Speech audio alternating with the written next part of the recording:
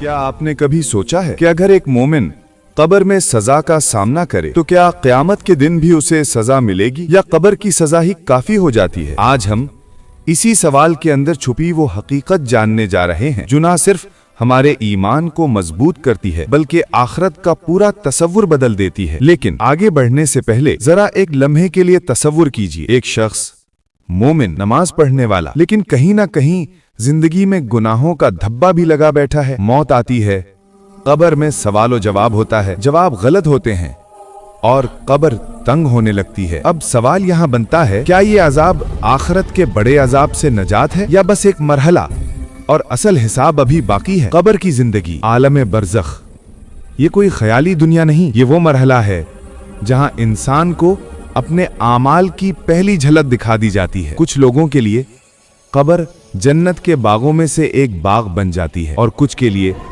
जहन्नम के गढ़ों में से एक गढ़ा। लेकिन मोमिन जिसके दिल में ईमान हो, अगर उसे भी सजा मिलती है तो क्या वो क़यामत में बच जाएगा? यहाँ से असर दास्तान शुरू होती है। उलमा के मुताबिक इस सवाल का जवाब महज हाँ या नहीं में नहीं दिया जा सकता, लेकिन हाँ, इसका हल समझने के बाद दिल पर एक अजीब सुकून उतर आता है। कब्र में जो सजा मोमिन को दी जाती है वो आर्जी होती है। ईमान वाले के लिए कोई भी अजाब हमेशा के लिए नहीं होता। ये सजा उसके गुनाहों को धोने का एक अमल है। ऐसे समझिए जैसे कपड़े धोने से पहले उन पर लगी मैल को जोर से रगड़ा जाता है। तकलीफ होती है मगर उसके बाद कपड़ा पाक हो जाता है। लेकिन यहाँ एक मोड़ आता है। क्या हर मोमिन के गुनाह कब्र की सजा से मुकम्मल साफ हो जाते हैं या कुछ गुनाह क़यामत के दिन तक बाकी रह सकते हैं? जवाब हर किसी के लिए एक जैसा नहीं। कुछ मोमिन ऐसे हैं जिन्हें अल्लाह कब्र में ही पाक कर देता है। वो सजा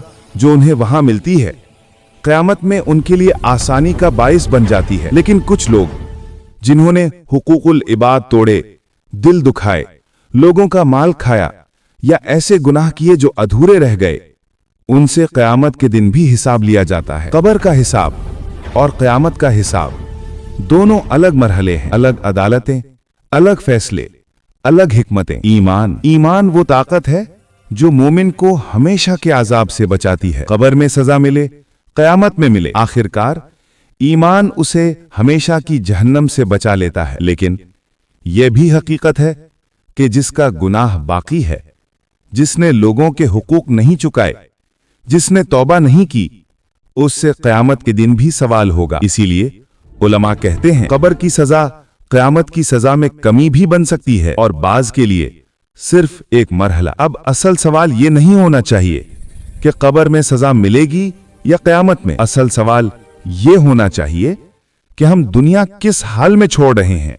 अगर आज इसी वक्त हम सच्ची तौबा कर लें, गुनाह छोड़ दें, लोगों के दिल साफ कर दें और अल्लाह से माफी मांग लें, तो ना कब्र डराएगी ना क़यामत खौफनाक लगेगी। अल्लाह बहुत रहीम है, लेकिन उसका निज़ाम अदल बिल्कुल कामिल। और वैसे अगर हम मोबाइल की बैटरी कम होते ही चार्जर ढूंढ लेते हैं, तो दिल की बैटरी कम होने पर क्यों नहीं तौबा की चार्जिंग करते?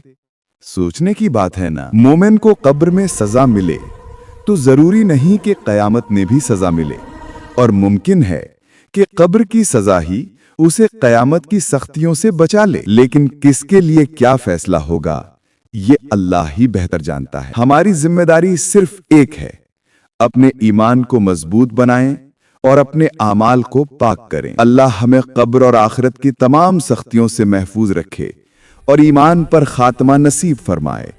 आमीन।